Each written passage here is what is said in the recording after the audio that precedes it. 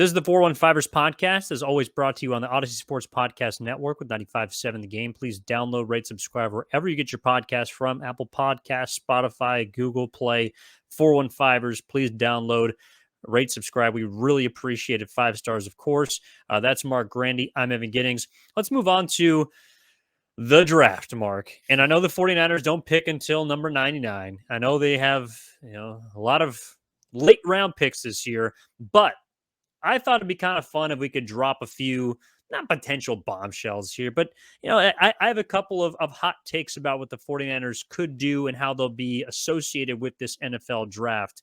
And I'm curious what you believe about it as well, because if we're looking at what people are listening to this podcast on the day of the NFL draft, there are a few things that I think could realistically happen, a few things that could not. So I'll leave it to you first.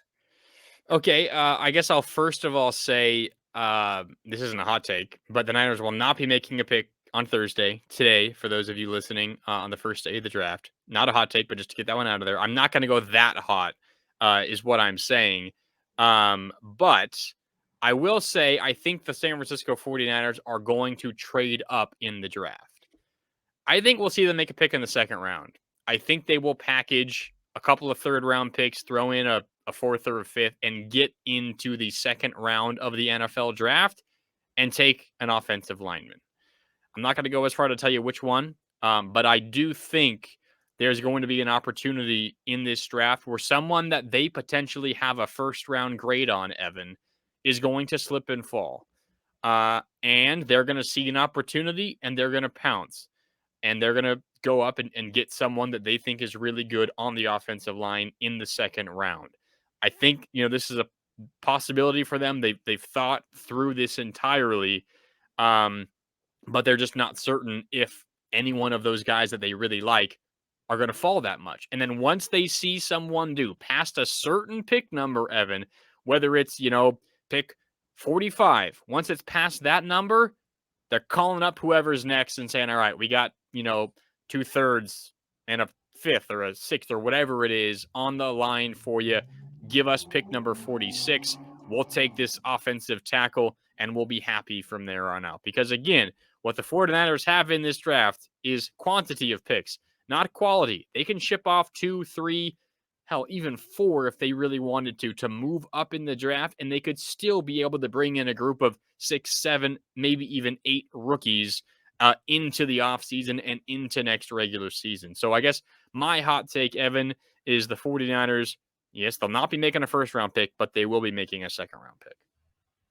Interesting. I like that. It's a little more tempered than mine. Okay, so I have one hot take that I tricked myself into believing could become a possibility, and I have one that's not exactly a tangible move, but I do think is more realistic. So which one do you want? Do you want the scalding hot take or just kind of a hot take? No, scalding hot. Hit me. All right, 49ers trade for defensive end Chase Young on draft day. Okay, this is interesting. Go ahead, tell the people. Yeah, so Chase Young, according to multiple sources, is not going to have his 5th-year extension picked up by the Washington Commanders. It's about $17 million, and I think they have until May 1st to exercise his option. And it's not looking like they will, because their defensive line is extremely stacked. You got Montez Sweat, you got Gerard Payne, you got Jonathan Allen, all very good defensive linemen. Chase Young is, of course, 2 years removed from being the defensive rookie of the year, but over the last 2 seasons, Marc, he's played a combined 12 games. He started 11 because of an ACL tear he suffered in 2021. So the question is, do the Commanders want to shop him? And what we were just talking about is the 49ers going all in on this season to try and maximize this Super Bowl window that we don't know how long it's going to be. Clearly, a quarterback is not in their mind, but they were willing to go out and spend big dollars to acquire Javon Hargrave. I think that the 49ers do have the draft capital, and I'll offer up either 1, potentially 2 third-round picks, as well as a future first. So that is a pretty hefty price for a guy like Chase Young, who has a lot of question marks surrounding his knee and his injury history. But if he is at the level that he was when he entered this league 2 years ago, this is a guy that can help your defensive line become what is probably already the best in football even more dominant. Can you imagine Nick Bosa, Javon Hargrave, Eric Armstead, and Chase Young? We're talking about the defensive end position potentially being one they could address in the draft. We'll address it by making a trade for Chase Young. That is my hottest of hot takes for the NFL draft. That would get Niner fans excited. It would also probably get Nick Bosa very excited. Both Ohio State guys. No, I don't think they played together. Maybe they overlapped for 1 year, but Bosa probably did not play because he didn't play in his last year really at Ohio State dealing with an injury. But he would like that. Niner fans would like that. It would certainly make the defensive line a lot better. And that would certainly shore up a position of need for the 49ers. You can never have enough depth on the defensive line, and Chase Young certainly fits that profile. So I like that. I am curious how they would make the money work. Not saying it's impossible, and they can find a way, obviously. But what do you say, 17 mil? So if they made the trade, and this is according to Over the Cap, the 49ers would only owe $5.3 million this season for Chase Young. But of course, they wouldn't have the option to exercise for next year. So it would basically be a 1-year rental. And of course, you don't know based on his injury past. He only played, I think, 2 or 3 games last year, but it would only cost you $5.5 million thereabouts. Gotcha. So in terms of the money for the first season, it's kind of almost similar to the Christian McCaffrey acquisition at the deadline last year, where the first year, really from McCaffrey, the first half year, they almost paid nothing for Christian McCaffrey the way the contract was structured. But now some of the money comes due for McCaffrey and for the rest of the life of the contract. So kind of similar there. They can make it work this year without having to do too much, gymnastics on the cap. But then it's a question of, is it worth just a 1-year rental? And then I would perhaps go back to the conversation we just had. It seems like they're willing to go all in. So I like that. I think it's something to keep an eye on. All right. My second one is not necessarily a move, Mark. Okay. But Brock Purdy is the reason why CJ Stroud will not be picked number 1 overall. That is my take for draft day. And the reason is because the S2 cognition test is now in the forefront. It is in the limelight of NFL evaluators because of Brock Purdy. Now, 15 teams this upcoming draft used the S2 cognition test. The Carolina Panthers were one of them. And according to Albert Breer, this is unconfirmed according to the guy who helped create the S2 cognition test, Brandon Alley.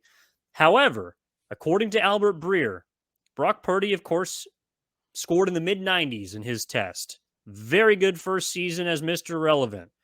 Bryce Young evidently scored in the high 90s, according to the S2 cognition test. Will Levis, lower 90s percentile in this test. CJ Stroud, again, this is alleged, 18th percentile in the S2 cognition test. He went from being potentially a clear-cut number 1 overall pick, guy who dominated in his late season in Ohio State into the NCAA championship playoffs. However, because of this test that Brock Purdy has made absolutely essential for evaluating quarterbacks in recent years, is the reason why CJ Stroud will not be number 1, might not be number 2, and in fact, might not even be the 3rd quarterback taken in this year's NFL draft. Yikes. I mean, that's the reasoning, I like it. I think you're saying he might not even be the 3rd quarterback taken. That's pretty hot. I mean, that's up there with your Chase Young take. I mean, I don't know. TBD.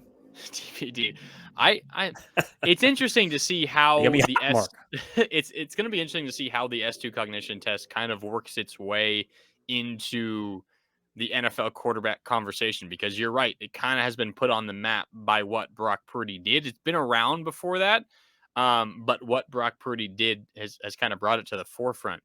So maybe this is the first year where you can almost point to the test results in the draft and say, hey, maybe this had an impact. Maybe it didn't. One thing I want to say, and this is related specifically to the 49ers. I don't know if this is a hot take, and it might be kind of boring.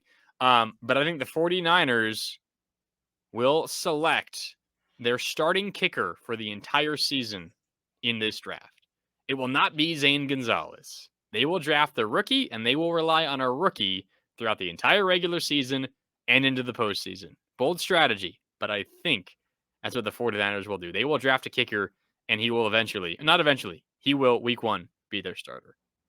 I like that. That's also something that we're absolutely going to have to talk about if that's the case.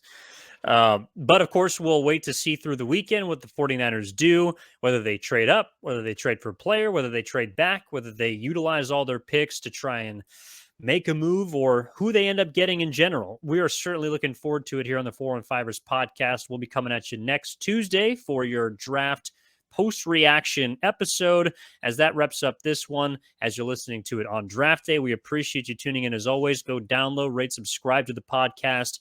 It's the 415ers. That's Marc Grandi. I'm Evan Giddings, as always with 95.7 The Game. We'll talk to you next time.